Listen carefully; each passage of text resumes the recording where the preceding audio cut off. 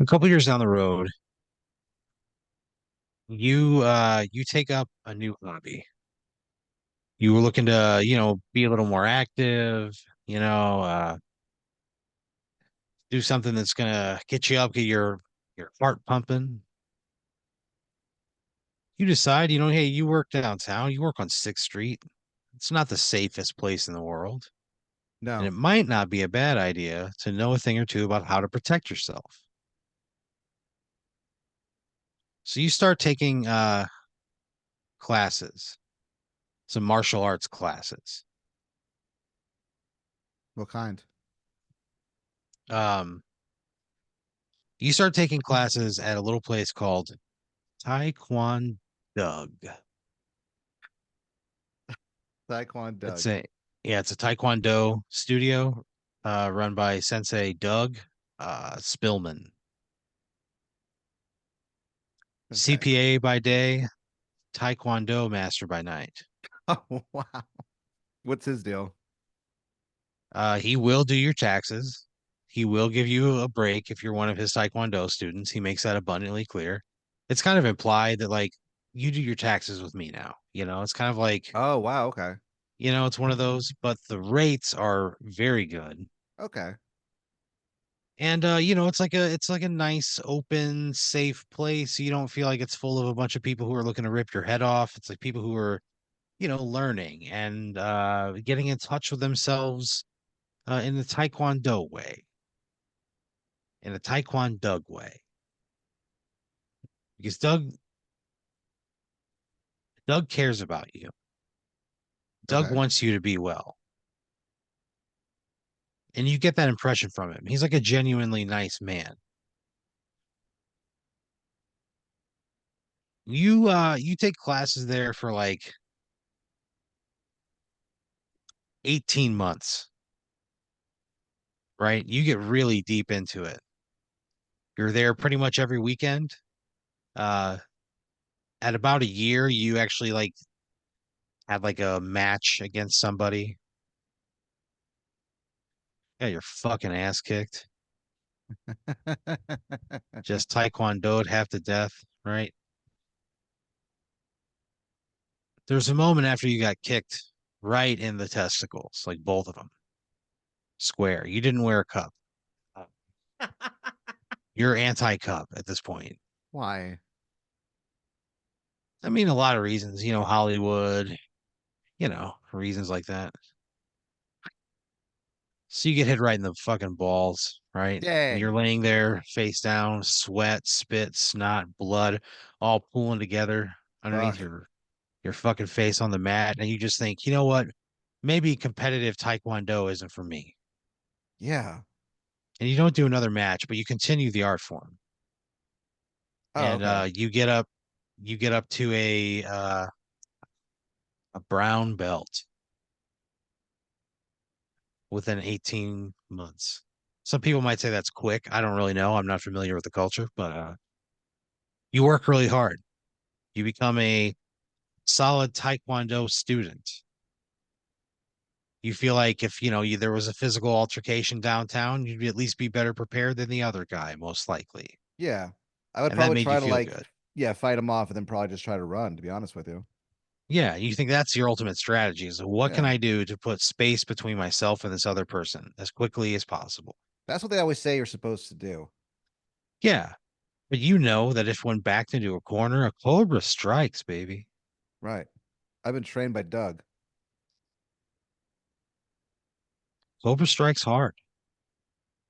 It's not afraid to strike. You put that cobra in a corner, you're going to see its fangs. That's what you say to yourself as you leave for the house every night. It's kind of your mantra. You just repeat it in the mirror. Am I that like frightened of or of being downtown or what's going on? No, but you're almost itching to use it. You know what I mean? Oh, yeah, You're okay. almost like, let somebody fuck with me. I dare him to fuck with me. You kind of say that as you walk down the street, hoping somebody hears you and like fucks with you because you're ready to pop off on somebody. Wow.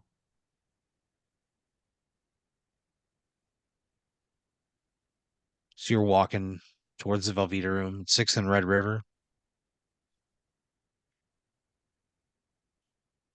You walk past the guy who like bumps your shoulder right next to like a little halal food truck. Okay. And you kind of turn, you let the momentum spin you, and you look at him and you look him dead in the eyes as you spin, and you go, fuck you. Oh man. And he kind of stops and he looks at you, and you like turn and walk away, and a smile comes across your face. You kind of like position your head, you're listening for the footsteps. Yeah, I've been watching a lot of Daredevil lately, dude. Yeah. You close your eyes as you're walking along just to heighten senses. You smell a corn dog place you never thought was there Wow. because you were always using those fucking eyes. Yeah, yeah. But now that it's all nose and ears and tongue, Oh, soft, supple tongue, as long as it's those, you sense other things. And you're listening and you hear the footsteps and the guy just clobbers you, right? You're trying to be cool and he just knocked you to the fucking ground. He kicked you a couple times, what? you know, in the stomach. Oh, You managed to like get into a defensive position. He just kind of weathered the storm. okay. Wow. He walked Thanks. away Thanks, Doug. completely unscathed, not even breaking a sweat to be if we're being like very honest. It was very easy for him. Okay. Battered and beaten, you go to the valve. You walk up, Michael Park's standing there and he goes, holy shit. He goes, what happened to you? I tell him, I go, I mouthed off to the wrong guy, Michael. He goes, yeah, what do he look like? And you I just, describe him. yeah, I describe him. Michael reaches down, he pulls a little 38 from his boot What? and he tucks it into his front pocket on his jacket. He winks at you. Okay. Uh, so I got the wrong idea, Michael. I just keep walking. So you go inside.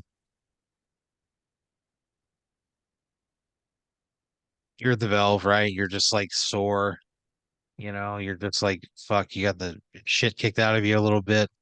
Your ego got bruised. Yeah. You hang out at the valve, shows goes fine. You go home. You can't fucking sleep, right? You just can't sleep. And to be fair, like the mattress you have is like not the best. You've had it for several years. It's been to like three different apartments. It's like it's time. I'm gonna get a nicer mattress. You think the next day you're gonna go out and you're gonna find something you're gonna sleep on for the next several years of your life. So you do. The next day you wake up still sore from the night before. Again, barely slept, did not sleep well. You make your breakfast, you have your coffee. Yeah. Fuck. You scroll on your phone, you take your shit, you crank. Ah, a By busy that time, morning. it's like, sorry? It's a busy morning. Getting a lot of stuff done. Yeah, you know what? It's actually like your ideal Sunday. Shitting and cranking To a on a certain point in the day, yeah. Sunday. Yeah. Okay. I mean, eventually you got to get stuff done, but that morning you kind of take for yourself. It's your favorite few hours of the week. My day It's off, yeah. all downhill from there.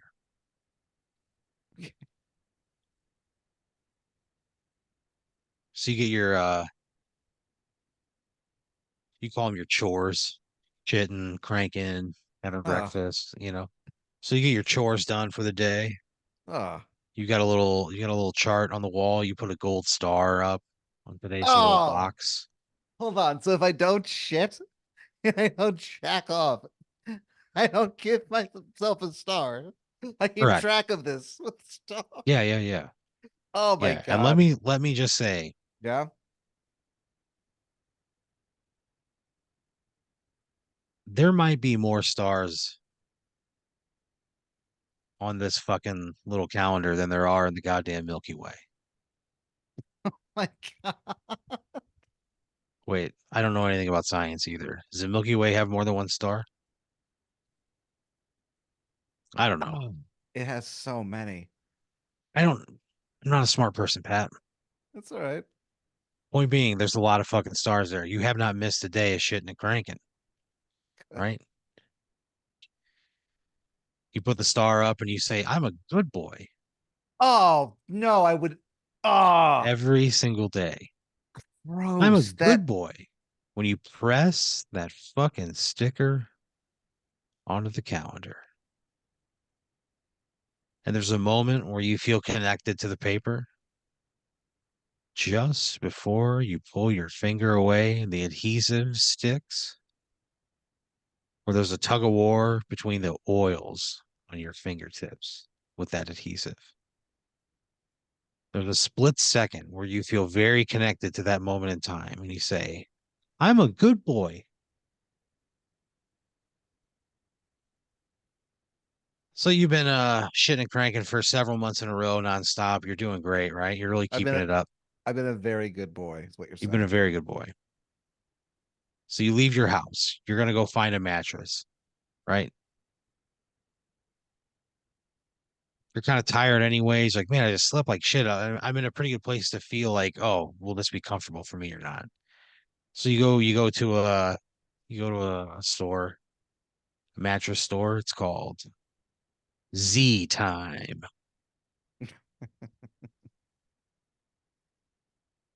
They got like 35 different mattresses there. They're kind of set up in like it's like a dimly lit space, you know. There's like little half walls everywhere.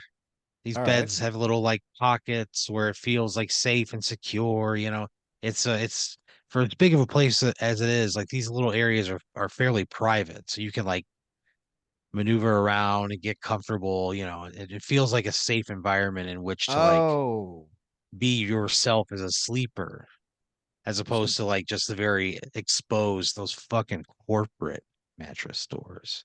okay. So I can You kind know? of feel free to stretch out a little bit and not feel Yeah, yeah, like anyone's watching me. yeah, yeah. It's like that. That's Z for Time is honestly a pretty good fucking mattress store. Reasonably priced, big selection. Again, the comfortable feel. That's why people go there. So you're walking around.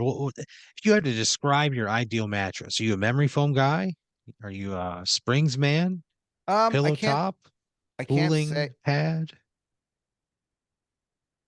I've never used like a memory foam thing, Yeah. but I think I would be willing to try. I mean, I tend to S- sleep the same way every time, so Yeah. So you're walking around, you're looking at mattresses, right? I You're got an doing that open thing mind where about this. Yeah. you kind of sit on the edge, you bounce up and down, and you just make a snap judgment and go, no, not this one. Yeah. You do that 6 or 7 times, and then you set those cheeks down in a memory foam mattress, 100% memory foam. No springs inside here. And you sink down and it yields to your body. Ugh. It forms to your shape, and a chill goes down your fucking spine, right to the tip of that dick. And you think, this could be comfortable. You like scooch back, right? You lay down, the memory foam just kind of swallows you, right? It just takes you in. It's so fucking comfortable, Pat. It's like sleeping on a giant marshmallow Wow. in all the right ways. Okay. Well, I look no further. This is it. You lay there for a second, right? You feel there's a vent right above you and the AC kicks on. It's been a hot day. You kind Okay. of lay there under the vent, that AC blowing on. You hear some soft, smooth jazz. over the speakers. You lay there Okay. cooling off for a second, and you're like, "Oh, this feels nice." Yeah. Sounds amazing. You wake up to the sound of shattering glass. Oh no. You look around, you're in a dark mattress store. It's got to be 10, 11, midnight. You kind of jolt forward from your sleep and you look in the direction of the sound and you see three guys breaking in through a window at the Dang. front of Z Time. You clearly fell asleep and they clearly didn't see you and locked up with you still inside. And you feel like you've just had the best fucking sleep of your life. Okay. You see three guys come in through a broken, like they broke one of those large windows, like an 8 foot tall window. Just kind of crumples. You hear them yelling to each other like, "Search a store, search a store." What do you Okay. do? I just am I like fairly I'm not like I'm kind of tucked off to the side, right? I mean, I'm not yeah, like yeah, super you're in like exposed. a little enclave. I stay in my enclave and I just try not to make any You're in noise. you're in you're in the Aruba enclave. Okay. There are several enclaves around Z Time, and they're all sort of themed. The Aruba enclave, it looks, like Aruba. There's a sea painted on the wall.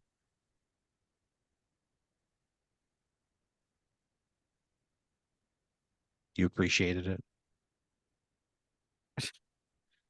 Are there So like yeah, you're tucked away in a little enclave, in the Aruba enclave. I would hide. So you kind of hide, right? You tuck yourself away like in a corner. And it's like a little half wall, so you can still see like where the lights are going. And you can like hear them talking to one another. Okay. What are they saying? They're like, "Where's the register?" And they're like, "Look around." And they go find the back. There's a safe back there. So they're like Okay. searching to find like how to get to like the office. And you hear the footsteps getting closer. You reach down, you feel that brown fucking belt around your waist. You get a text message on your phone. It's from Doug. He says, "I felt something. Is everything okay?"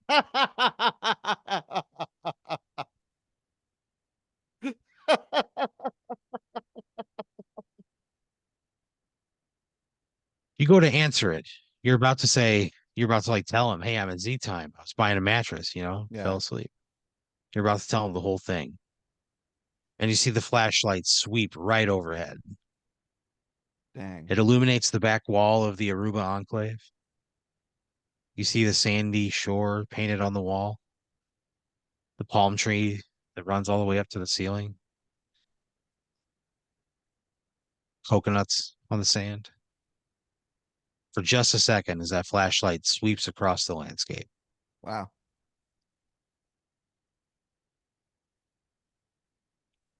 So you pocket the phone, right? This guy's like 10 feet away from you. You can hear his footsteps. You can hear him breathing.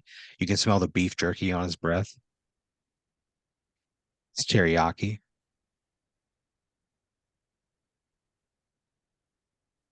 You see him, his flashlight pointed towards the enclave across the aisle from yours. He sweeps it, and then it points again at the back wall, and he like makes his way into your little enclave there, into the Aruba enclave. He pops his head in. You see him. He's probably like 6 feet tall on the thin side. He's got a black ski mask on. He's got a black sweatshirt, black sweatpants. What do you do? I stay very still, You stay very still, and he like a kind of cat. he kind of like sweeps the enclave with his flashlight. He sees you immediately and he goes, "Who the fuck are you?" And then he shoots you right in the head.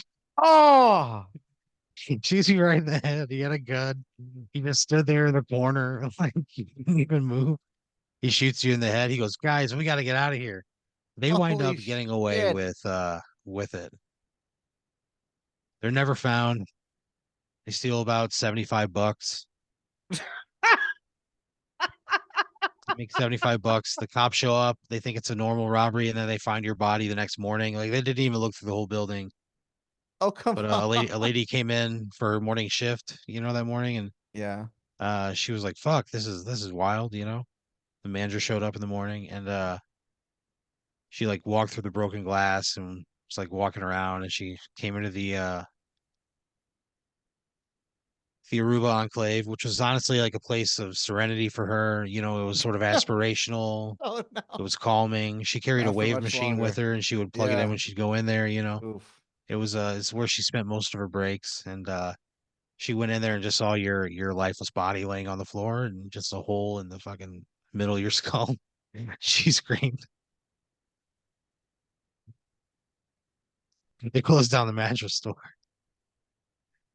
Why? They closed it because there was a grisly death there. And people just never felt comfortable in there again. In fact, they felt like it was haunted and it was what's the word when you don't Like like being in cursed? the tights, like it was claustrophobic. Yeah. Okay. Yeah, well, Wow. what once was comfortable after the news and the pictures made the local news, and it came on and they were like the picture of your dead body with your head blown up Yeah. went on the local news, and they were like, "Folks, we have to tell you, we're about to show you a picture. It's pretty gruesome," and it was just on there the whole time. Ugh. And like the anchor was like, "What?" He goes, "Oh shit!" And he had like a meltdown, like live on camera, and it became like a viral thing. And it was like they just never shut the feed off. It was like a picture of you dead for like 4.5 minutes, 4 minutes and 32 seconds. Oh my God. Dang, man. They didn't even put your name on it. They just put dead guy and like the Oh, Chiron thing. Yeah. oh man. I never even got to use my martial arts. No, you didn't. You had an opportunity and you Well, just he had a stood gun. there. I'm not, what am I gonna do? Use I don't know. fucking You taekwondo? had the element of surprise on your side, and you just stood there in the corner like a coward, knowing that he had a flashlight, and you just let him look at you, I and wouldn't then he turn shot him you in in. the head. Whatever. Whatever.